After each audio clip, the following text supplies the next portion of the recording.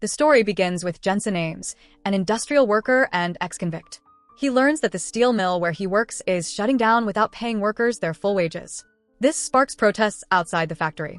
As frustration grows among the workers, anti-riot police arrive, responding to even the slightest provocation with violence. When Jensen sees his coworkers being beaten, he steps in to defend them, taking down several officers in the chaos.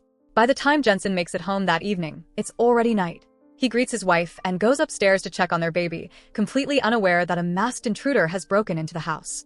While Jensen is upstairs, the intruder seizes the opportunity to murder his wife in the kitchen. When Jensen comes back downstairs, the man ambushes him, knocks him unconscious, and places the murder weapon in Jensen's hand. Before leaving, the intruder makes a taunting shooting gesture with his gloved hand, framing Jensen for the crime. Moments later, Jensen wakes up to find police arresting him for his wife's murder. 6 months later, he is transferred to Terminal Island Prison. Upon arrival, Guard Ulrich sprays him with freezing water and allows another officer to hit him before escorting him to a cell shared with 3 prisoners intent on beating him up. However, when Ulrich returns later to enjoy the aftermath, he finds that Jensen, a skilled fighter, has already knocked all 3 cellmates unconscious. The next morning, Jensen heads to the mess hall for breakfast. There, he is quietly observed by prisoners' coach, Gunnar, and lists, who recognize him as a former champion driver whose record-breaking career ended in tragedy. The atmosphere shifts when 2 prisoners, Panko and his friend, approach Jensen. They spit on his food and insult him, calling him a wife killer and child abuser. Enraged, Jensen attacks Panko, but before the fight escalates, the guards intervene and drag him away. Jensen is taken to meet Warden Hennessey in her office. Claire reveals she knows all about Jensen's past as a phenomenal driver. She offers him a deal. She wants him to take on the role of Frankenstein, the masked racer in the infamous death race. The real Frankenstein had died on the operating table after his last race, but the public is unaware of this. Hennessey wants to keep the myth of Frankenstein alive to revive the show's ratings. She tells Jensen that according to the rules, a driver earns their freedom after winning 5 races. Since Frankenstein had already won 4, Jensen would only need 1 more victory to secure his release. Although the prospect of freedom is tempting, Jensen hesitates. Risking his life in a deadly race isn't an easy decision. However, Hennessey won't take no for an answer. She threatens him with solitary confinement to ensure he can't expose her secret. Left with no choice, Jensen agrees to the offer.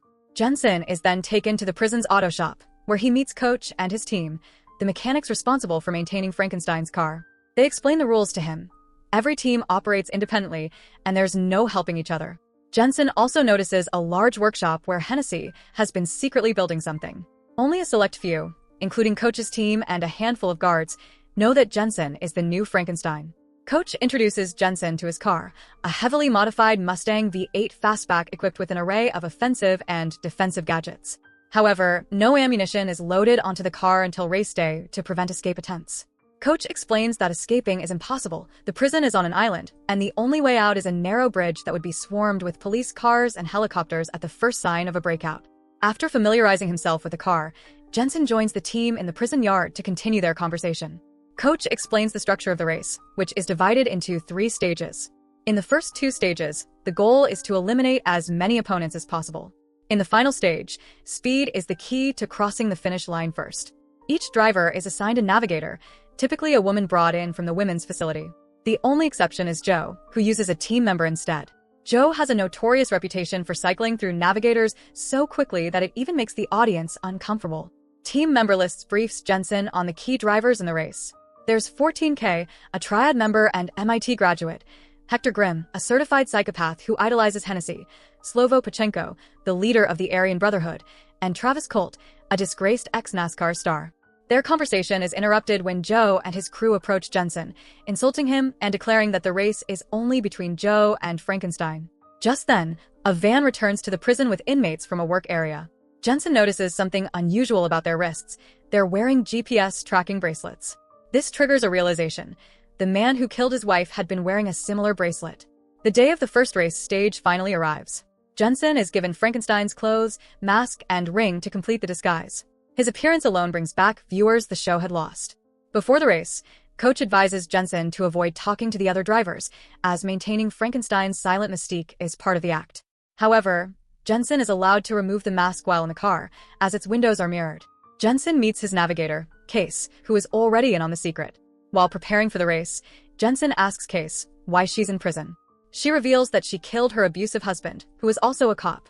Their conversation is cut short as the race begins. His first lap isn't too violent, as weapons won't activate until the second of the 3 laps. Still, the drivers do their best to shove each other off the track. Thanks to Case's knowledge of the course, Jensen manages to stay neck and neck with Joe at the front. Once the second lap starts, Hennessey activates the shields, and weapons are armed. Drivers must steer their cars over special manholes, hitting all 4 wheels to enable their attacking gadgets. Chaos erupts as the race turns into a full-scale battle. He slows Joe down by shooting oil at his car, temporarily knocking him back.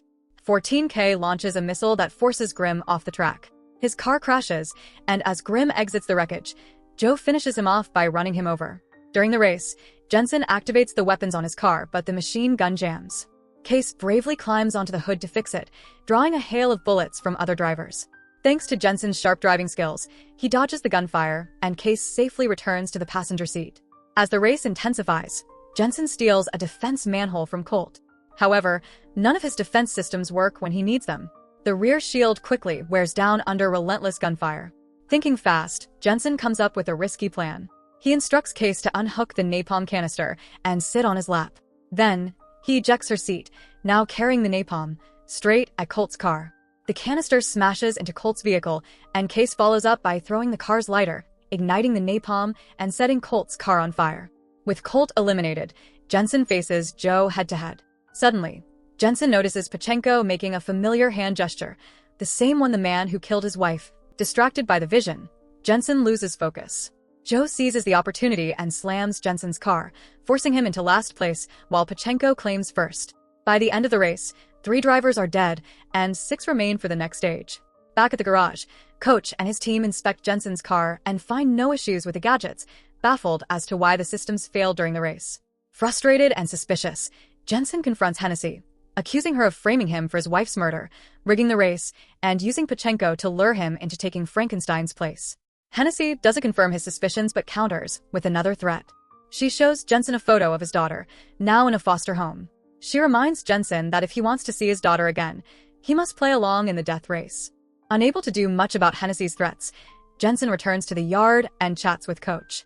He asks why Coach doesn't wear a prisoner number. Coach explains that he's technically not a prisoner anymore, as he qualified for parole 3 years ago. However, he couldn't bring himself to leave. The outside world had changed too much, and he preferred the familiarity of the prison and its races. Coach also reveals that he doesn't believe Jensen killed his wife. Later that evening, while working on his car, Jensen spots Pachenko and decides to follow him to his team's pit. There, Jensen is ambushed by Pachenko's men. Pachenko lands a few punches on Jensen before grabbing a heavy tool, intending to smash his head despite knowing Jensen is under Hennessey's protection. Before Pachenko can strike, Lists intervenes and stabs Pachenko in the back with a pen. Seizing the moment, Jensen grabs a metal stick from the ground, stabbing one of Pachenko's men before knocking out the others.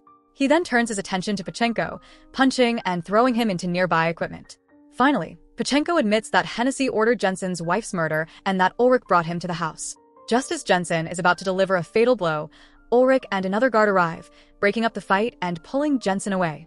The next day, before the second stage begins, Pachenko taunts Jensen again, repeating the same haunting hand gesture. When the race starts, Jensen deliberately drives slowly and takes a tunnel to have a private conversation with Case. In the tunnel, Jensen accuses Case of possibly killing the real Frankenstein. "Did you kill the old Frank?" he demands. He points out the suspicious failure of the car's gadgets in 2 consecutive races. When she hesitates, Jensen threatens to eject her from the car if she doesn't reply honestly. Case confesses that she sabotaged Frank's rear weapons under Hennessey's orders. She was lured by the promise of freedom. Case insists that the goal was never to kill Frank. It was an accident caused by his desperate attempt to win without functional weapons. Hennessey's real aim was to ensure Frank lost so she could keep exploiting his fame for the show. With his suspicions confirmed, Jensen shifts gears and speeds back into the race. For now, he ignores Joe and focuses on Pachenko. They clash repeatedly on the track, attempting to force each other off, but neither succeeds. Jensen takes a bold strategy, activating the weapon's manhole instead of the defense system.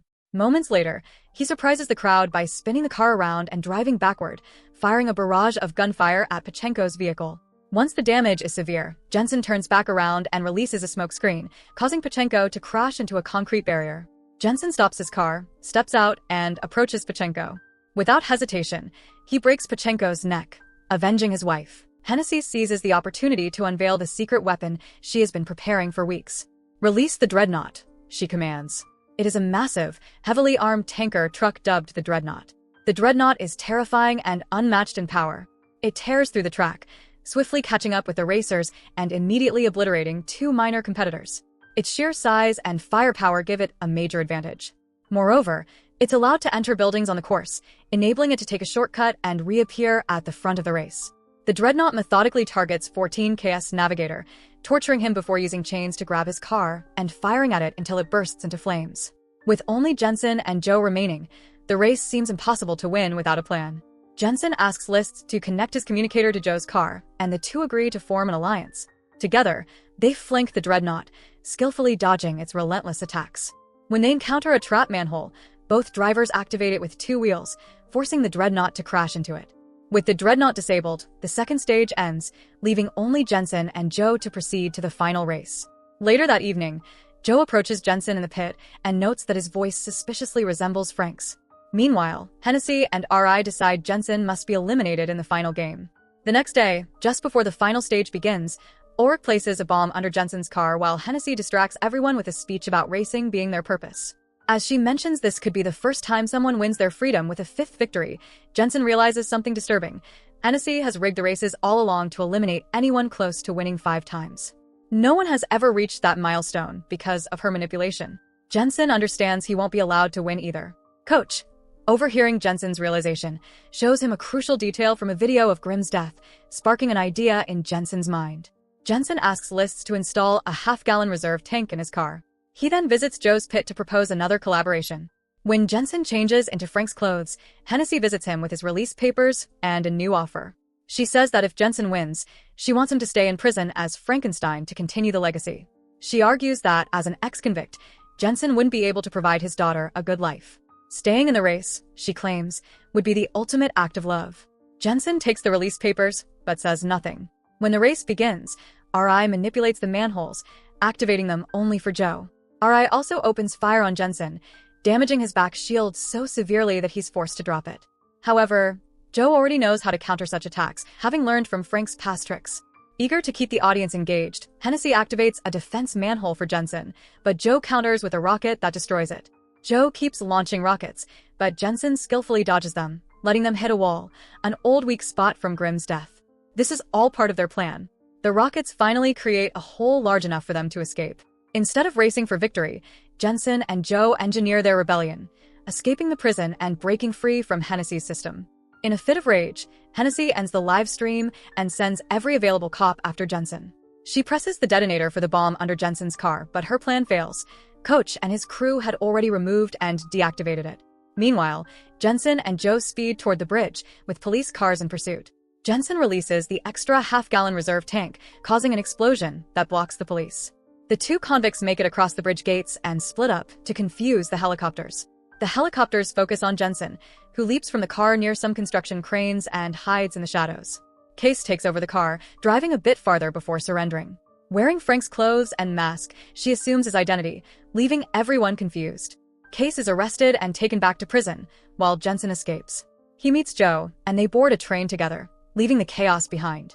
Meanwhile, RI opens a congratulatory gift box in his office, only to find it contains the bomb originally planted under Jensen's car. It detonates, killing both RI and Hennessey. 6 months later, Jensen and Joe are settled in Santa Rosalia, Mexico. They've started fresh, running their own auto shop. Jensen has regained custody of his daughter, and everything has fallen into place. Case, now free after her release papers were processed, visits them, bringing a racing car for them to check out. So that's it. Hope you enjoy the story. Subscribe and press the bell icon for more videos.